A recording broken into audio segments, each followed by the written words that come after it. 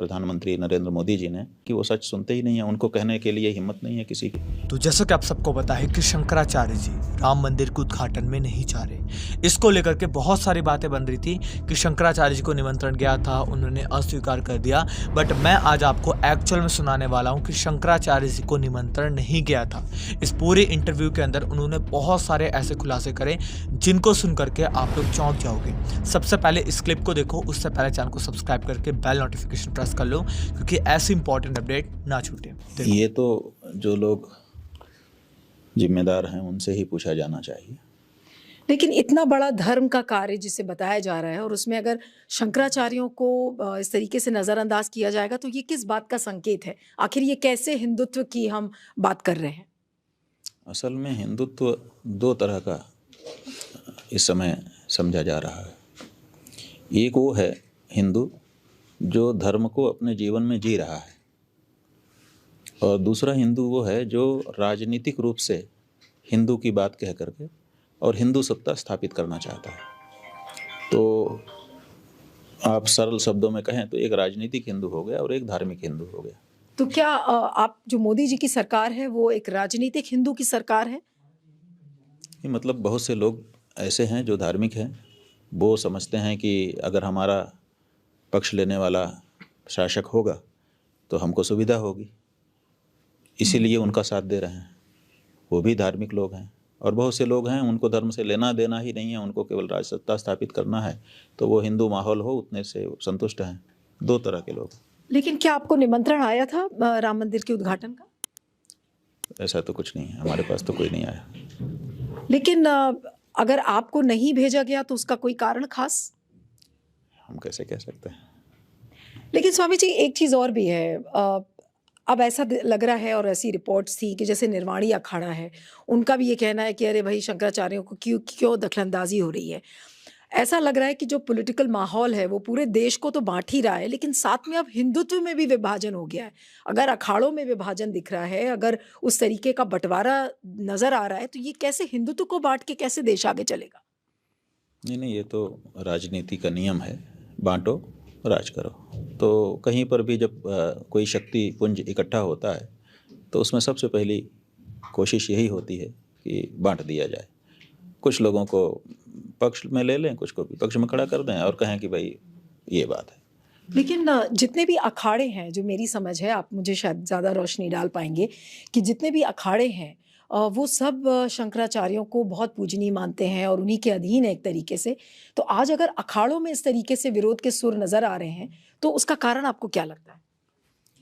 देखिए, अखाड़े स्वतंत्र सत्ता इस समय है। कभी शंकराचार्यों के द्वारा उनकी स्थापना की गई थी और कभी वो शंकराचार्यों के अनुसार चलते थे। अब उन्होंने, हर अखाड़े ने अपना एक आचार्य महामंडलेश्वर बना लिया है और वो कहते हैं कि शंकराचार्य जी की जो जगह थी उस जगह पे हमने अपना गुरु एक अपना स्वयं का बना लिया है और उसी के निर्देशन में हम चल रहे हैं, ऐसा कहते हैं। तो इसलिए उनके आचार्य जैसा उनको कह रहे होंगे।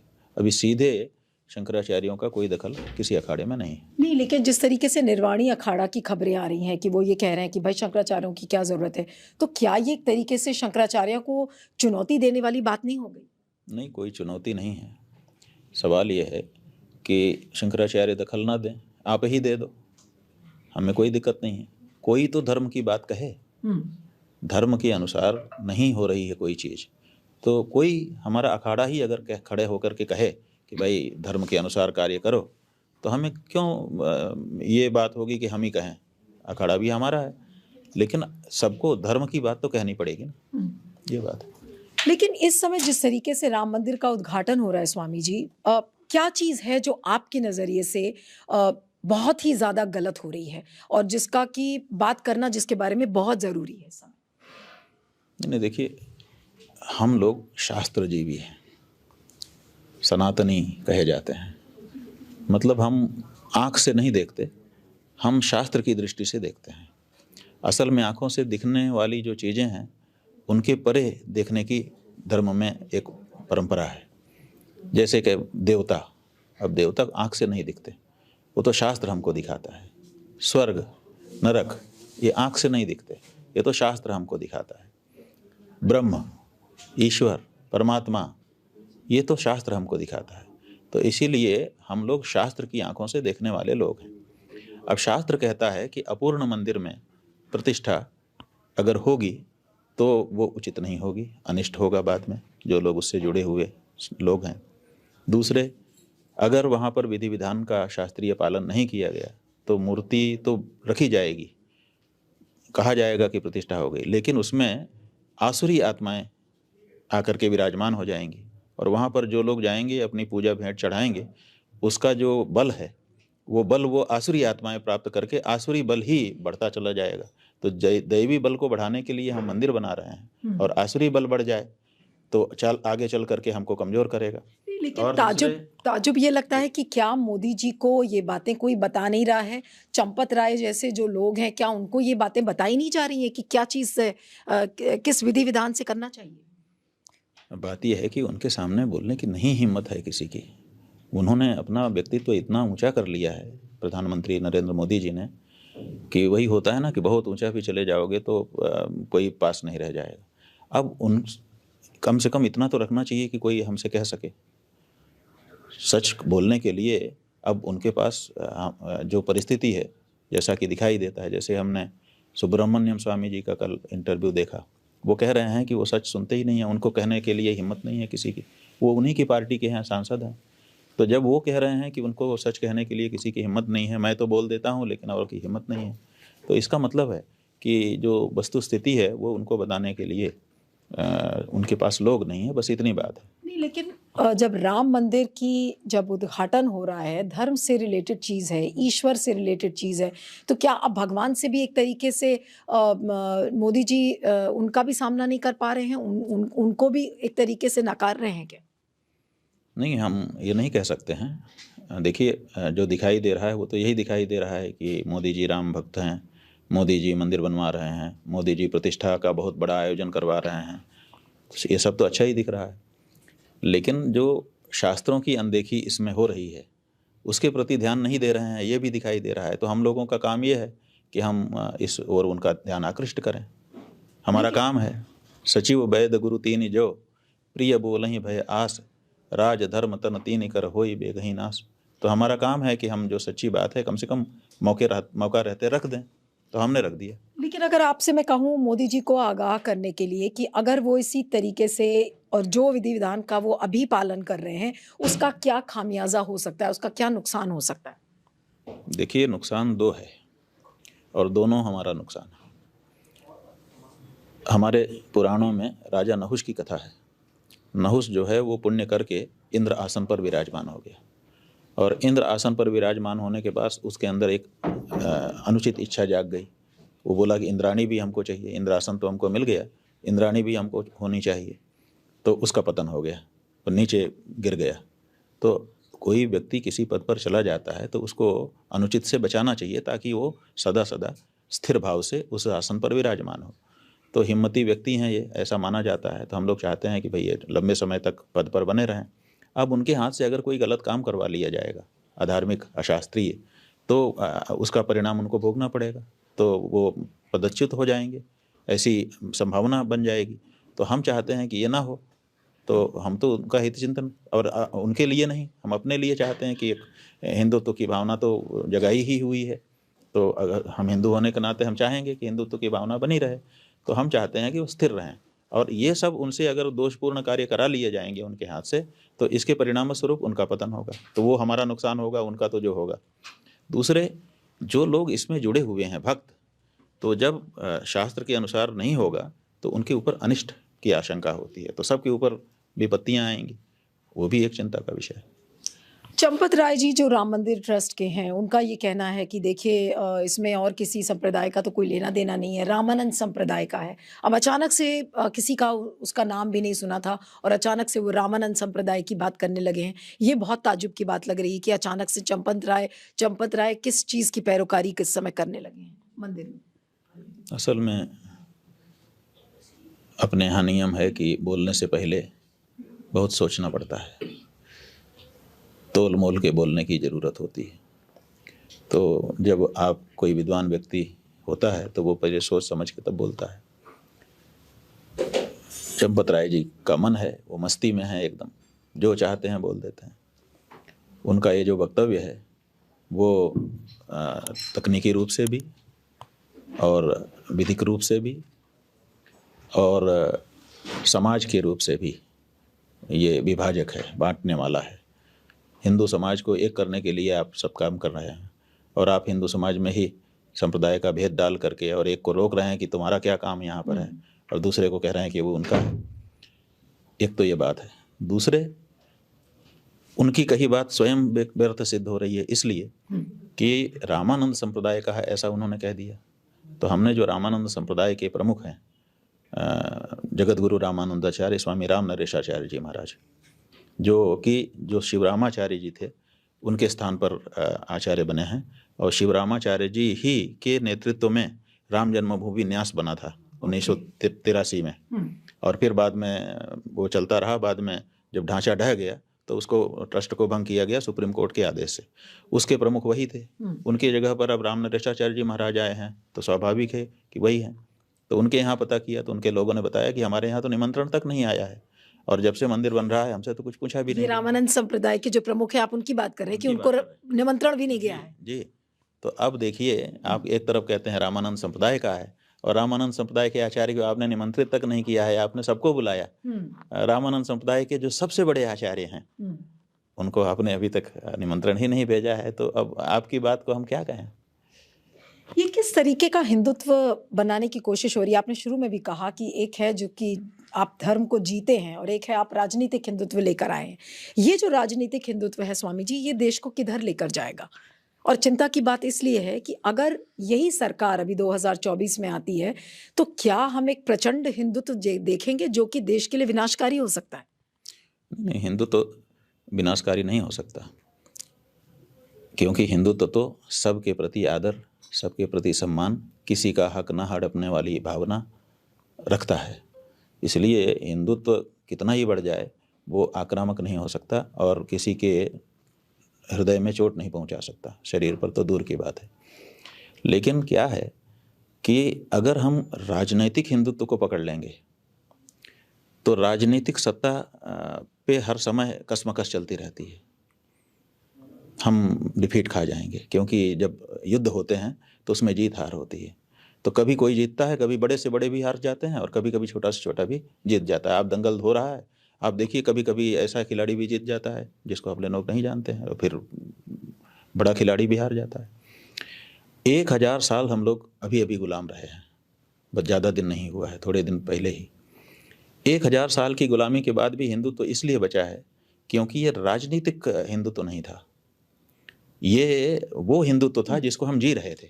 और इसीलिए 1000 साल तक हमारे ऊपर राजा दूसरा रहा माने ऐसा दूसरा नहीं रहा, वो हमारा विरोधी रहा, हमको समाप्त करने की इच्छा वाला राजा रहा, फिर भी हम समाप्त नहीं हुए। क्यों? क्योंकि हमने जीवन में उतार रखा था। अगर हम राजनीतिक हिंदुत्व होते तो जिस दिन उसका राज हुआ उसी दिन हम तो खत्म हो जाते और फिर 1000 साल में तो नाम भी ना रह जाता हमारा। तो राजनीतिक हिंदुत्व जो है वो स्थायी नहीं होगा, स्थायी होगा जीवन का अंग जो हिंदुत्व है वो। तो इसीलिए हम लोग ये चाहते हैं कि हिंदुत्व को बचाए रखने के लिए राजनीति ठीक है, वो एक पूरक हो सकती है, लेकिन मूल नहीं हो सकती है। मूल तो जीवन में जब हम धर्म को उतारेंगे तभी वो हमारी आध्यात्मिक उन्नति करेगा। अगर हमारे देश का संविधान स्वामी जी आप देखें तो संविधान में धर्मनिरपेक्षता की बात की जाती है और हिंदुत्व के बारे में ये कहा जाता है कि बहुत ही सहिष्णुता वाला ये धर्म है। लेकिन सत्येंद्र दास जो कि राम जन्मभूमि के जो मेन अर्चक हैं, प्रमुख पुजारी हैं, उन्होंने भी थोड़े दिन पहले कहा कि एक तो इनवाइट्स गए सोनिया गांधी को और मल्लिकार्जुन खड़गे को, लेकिन उनके लिए वो बोलते हैं कि नहीं, उन्होंने तो राम को नकार दिया था, इसलिए उन जैसे लोगों को बुलाने की आवश्यकता नहीं है। तो ये दो सुरों में जो बात होती है कि एक तरफ राम मंदिर उनको निमंत्रण भेजता है और दूसरी तरफ राम मंदिर के ही जो अर्चक हैं वो ये कहते हैं कि नहीं, उनको बुलाने की ज़रूरत नहीं है क्योंकि वो उन्होंने राम को नकारा है। ये किस तरीके की बातें हैं? ये विरोधाभास लगता है। देखिए, पहले तो प्रबंधन को देखिए। किसी भी संस्था का जो प्रबंधन होता है उसका ये नियम होता है कि संस्था से कोई एक प्रवक्ता नियुक्त कर दिया जाता है, संस्था की ओर से वही बोलता है।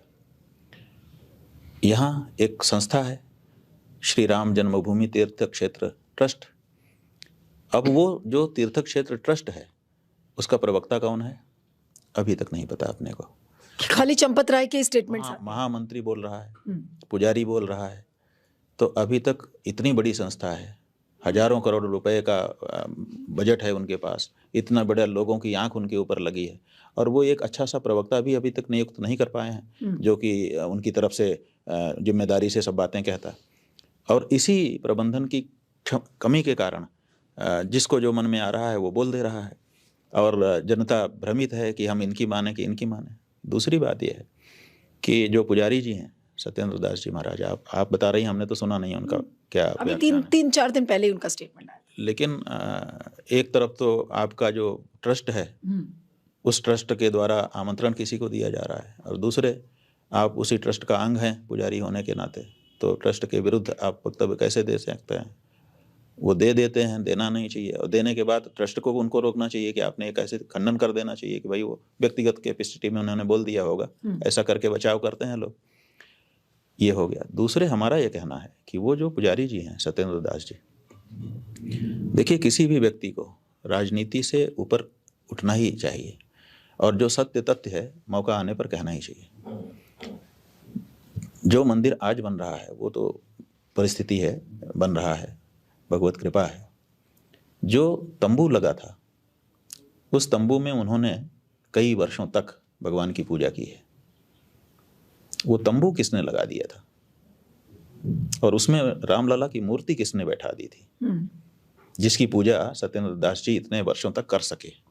कम से कम इसका तो ध्यान उनको रखना चाहिए।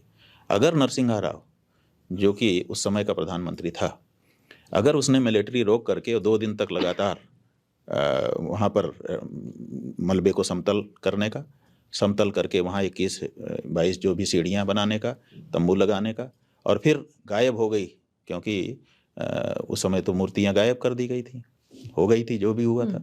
तो फिर राजा साहब के घर से मूर्ति जो उनकी दादी की पूजा की मूर्तियाँ थी उनको ला करके वहाँ पर स्थापित करके तब जनता को दर्शन करा देने का जो क्रम शुरू किया, अगर ये नरसिंहा राव ने ना किया होता, 2 दिन लगा था। अगर उस समय भी अगर आप पत्रकार रही हो, रिपोर्टिंग किया हो, तो आपको पता हो कि लोग कहते थे कि इतनी देर तक क्यों घेरे है मिलिट्री उस जगह को, ढांचा तो एक ही दिन में ढह गया था। उसके बाद भी 2 दिन लगा था, 2 दिन तक मिलिट्री ने वहाँ किसी को जाने नहीं दिया, और ये सुविधा दी कि वहाँ पर समतलीकरण हो जाए, सीढ़ियाँ बन जाएँ, तंबू भी कम से कम लग जाए, और मूर्तियाँ स्थापित हो जाएँ। वो मूर्तियाँ नहीं थी। फिर प्रधानमंत्री ने सीधे वो जो राजा साहब हैं उनको फ़ोन किया, और फ़ोन करके कहा कि तुम्हारे घर में कोई प्राचीन मूर्ति है? तो उन्होंने कहा कि मेरी दादी की 4 भाई की मूर्तियाँ हैं। पहले तो रामलला थे वहाँ, फिर वो दादी की 4 भाई की मूर्तियाँ ला करके रखी। इस समय 4 भाई हैं वहाँ पर, जो सत्येंद्र दास जी पूजा कर रहे हैं वो 4 भाइयों की कर रहे हैं। यही सत्येंद्र दास जी पहले रामलला की पूजा करते थे, जो गायब हो गए, कार सेवा जिस दिन हुई थी उसी दिन। तो ये मौका किसने दिया कि आप इतने तक पूजा, अगर उस दिन पूजा मूर्ति न रखी गई होती वहाँ पर, तो किसकी पूजा करते सत्येंद्र दास जी? बीजेपी तो कभी इस चीज को एक्नॉलेज नहीं करेगी कि कांग्रेस का कोई कंट्रीब्यूशन या योगदान रहा है पूरे इस राम। नहीं, आप बताइए, ये तो तथ्य है ना। हाँ, नहीं, तथ्य है, तथ्य है, ये तथ्य है। और इसको जो एक हिमांशु, हमारे वाराणसी के मनोज शर्मा जी के लड़के हैं, पत्रकार हैं, हेमंत शर्मा ने 2 पुस्तकों में इसको संग्रहित किया है, क्योंकि उन्होंने 19 साल तक अयोध्या की रिपोर्टिंग की है, और उसका जो विमोचन है उन पुस्तकों का देश के रक्षा मंत्री ने, वर्तमान रक्षा मंत्री ने किया है। तो ये तो प्रमाणित है, और वहाँ से हम ये आपको बता रहे हैं। वैसे हमको अन्य स्थानों से भी जानकारी है, लेकिन अगर कोई कहे कि आप कैसे बोल रहे हैं, तो हम देश के रक्षा मंत्री के द्वारा विमोचित ग्रंथ के माध्यम से ये बातें आपको बता रहे हैं। लेकिन स्वामी जी अब इसे विडंबना कहें या क्या कहें कि कांग्रेस भी अपने इस बड़े योगदान को लोगों के बीच में नहीं रख पा रही है, और आज जब उनको निमंत्रण मिला है तो सोनिया जी नहीं जा रही हैं और खरगे जी नहीं जा रहे हैं। उन्होंने ये कहा कि भाई हम 22 तारीख को नहीं जाएंगे, हम आगे या पीछे जाएंगे, लेकिन हम 22 को इसलिए नहीं जाएंगे क्योंकि वो केवल और केवल बीजेपी और आरएसएस का कार्यक्रम है। तो क्या ये इनका स्टैंड सही है? देखिए, बीजेपी और आरएसएस के कार्यक्रम में भी आप क्यों नहीं जाओगे? क्या बीजेपी के किसी कार्यक्रम में कभी कोई कांग्रेसी शामिल नहीं हुआ है? बहुत से कार्यक्रम ये लोग करते हैं, परस्पर एक दूसरे को बुलाते रहते हैं। कभी कांग्रेस वाले बीजेपी वालों को भी बुला करके बैठाते हैं और वो बैठते हैं, चीज़ें चलती रहती नहीं, हैं। लेकिन मोदी जी ने तो माहौल ऐसा कर दिया है ना कि विपक्ष तो नकार ही दिया उन्होंने।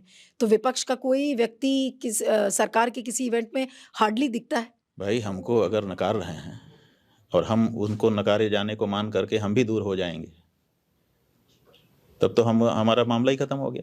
कम से कम हमें तो मौके पर उपस्थित रहना चाहिए। ऐसे मौके पर जहाँ देश पूरा इकट्ठा हो रहा है, वहाँ पर आपका प्रतिनिधि क्यों ना रहे? अगर मौका है, मौका ना होता तब तो बात अलग थी। मौका है, आपको आमंत्रित किया गया, आप वहाँ जाइए, जा करके आप दर्शन करिए। तो ये जो कहना कि हम नहीं जाएंगे, आप मत जाइए, आप स्वतंत्र हैं।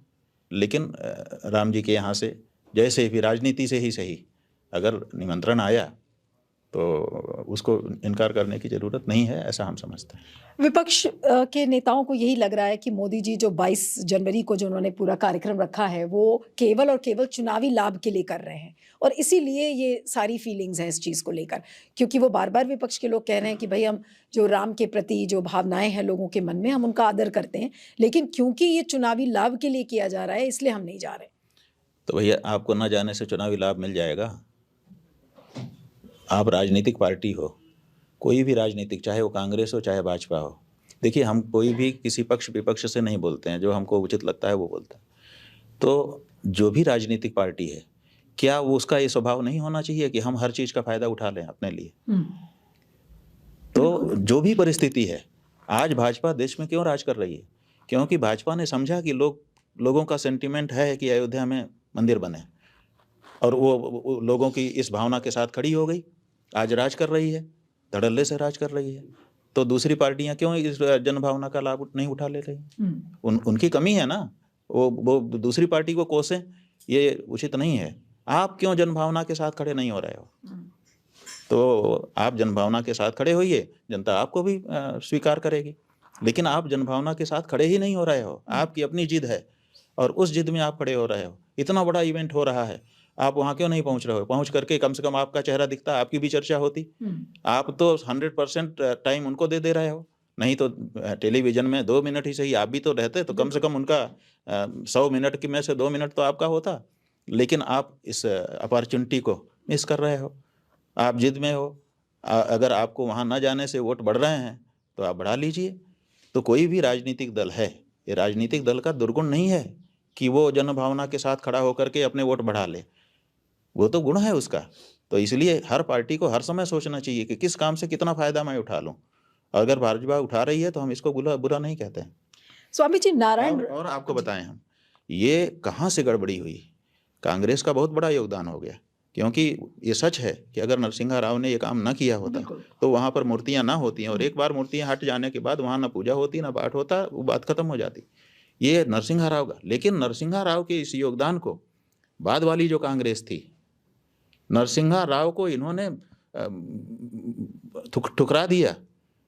वो नरसिंहा राव जिसने इतना बड़ा हमारे लिए काम कर दिया, हम हिंदुओं के लिए, हम तो उसको हीरो मानते हैं, नरसिंहा राव को, कांग्रेस को नहीं। क्योंकि उसके बाद जो कांग्रेस ने उनके साथ जो व्यवहार किया वो बहुत अच्छा नहीं था।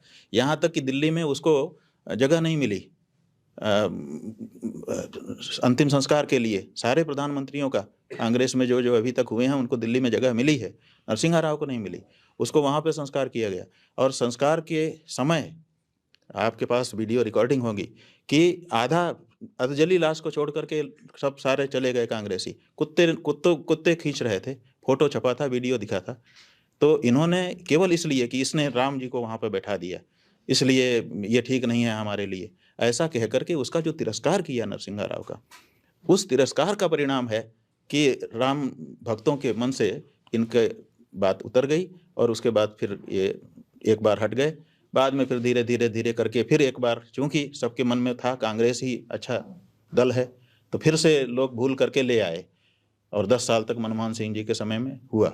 लेकिन उसके बाद जब ये राम जन्मभूमि का फिर से बढ़ा, तो फिर ये लोग अपने आप को अलग करने लगे। तो फिर लोगों को लगा कि ये हिंदुत्व के विरोधी हैं, तो इसलिए हिंदू इनके साथ जाने में संकोच का अनुभव करता है। ये बात है। तो इसलिए किसी भी दल को अगर कहीं भी कुछ हो रहा है तो अपना फायदा देखना चाहिए। अगर हमको वहाँ खड़े होने से वोट बढ़ रहे हैं तो ये हमारा गुण है, दुर्गुण नहीं, राजनीतिक के रूप में। आखिरी 2 प्रश्न, मुझे पता है आपको बहुत जल्दी है स्वामी जी। नारायण राणे जो कि बीजेपी के नेता हैं, उन्होंने कहा है कि शंकराचार्य जो हैं उनको क्या लेना देना है इस राम मंदिर से, ये क्यों बोल रहे हैं, इस तरीके का बयान उन्होंने दिया है। जी बिल्कुल सही है। देखिए, राम मंदिर से सीधा लेना देना किसी का क्या हो सकता है। राम मंदिर तो हम सबकी आस्था का केंद्र है और शंकराचार्य ने स्वयं जो मुकदमा चल रहा था उसमें संघर्ष किया है, लड़ाई लड़ी है। हमने स्वयं पैरवी की है, सालों साल पैरवी की है, सब जानते हैं इस बात को। एक्सपर्ट विटनेस के रूप में हमने गवाही दी है और हमारी गवाही के बारे में न्यायाधीशों का अभिमत न्यायालय के निर्णयों में, चाहे वो हाई कोर्ट का निर्णय हो चाहे सुप्रीम कोर्ट का निर्णय, उसमें छपा है कि इनकी गवाही बहुत कारगर रही। पिन पॉइंट ये प्रश्न था सुप्रीम कोर्ट में भी कि जजों ने पूछा था कि भाई अयोध्या राम की जन्मभूमि है, मान गए, वही जगह है जहाँ रामलला बैठे हैं, वो कैसे प्रमाणित करोगे? उसका प्रमाण तो हमने दिया, जो हमने प्रमाण दिया उसी आधार पर यह तय हुआ कि यही है, तो हमारा लेना देना क्यों नहीं रहेगा? एक बात। दूसरे, शंकराचार्य किसी एक मंदिर से उनका लेना देना नहीं है, लेकिन जहाँ जहाँ धर्म की बात हो रही है, सनातन धर्म की, वहाँ लेना देना है। क्यों?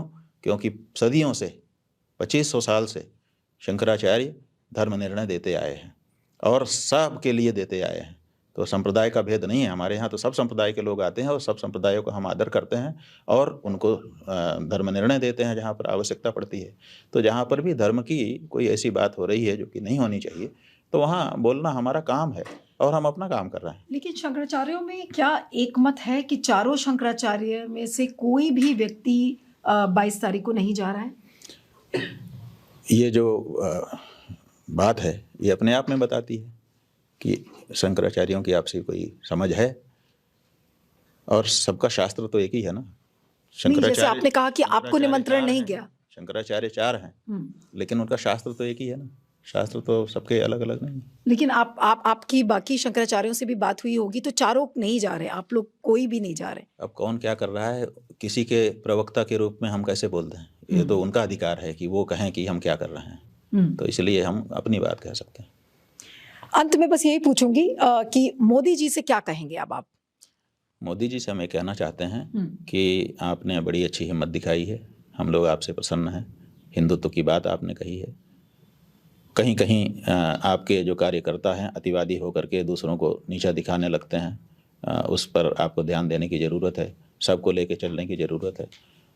हमारे लिए तो जो हिंदुत्व की बात कहे स्वाभाविक है कि वो नंबर 1 रहता है। हम ये चाहते हैं कि आप धर्मशास्त्रों का अनादर मत करिए, धर्मगुरुओं के काम को धर्मगुरुओं के माध्यम से करिए।